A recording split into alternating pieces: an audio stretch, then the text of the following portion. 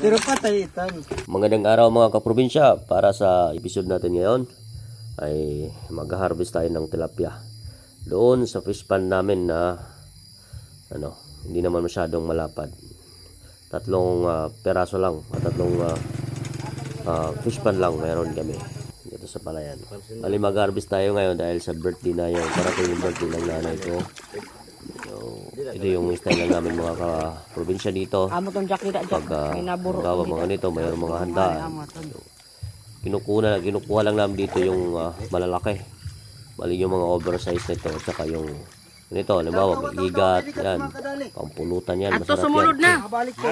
Huli din kami dito malaki. Isda, yung kumakain ng mga tilapia. Sulit.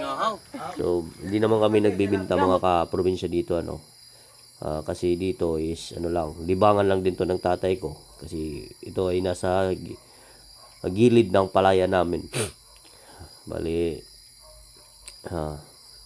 libangan, pero ito yung libangan na by silbi kasi napapakinabangan to ngayon may handaan, parating yung birthday ng nanay ko, may nakukuha kami, may kinukunan kami na isda, hindi na kami bibili doon. Sulit kasi yung harvest namin dito, maabot kami ng mga almost 40 kilos mga ka-farmers. Marami din. Pero pinili lang namin, binalik namin yung mga lapad ng yung lapad ng kamay, binalik lang namin yung bali yung mga oversize, yung lang kinuha namin. Para sa susunod or next na may mga birthday or handaan, meron naman kami mapagkukunan.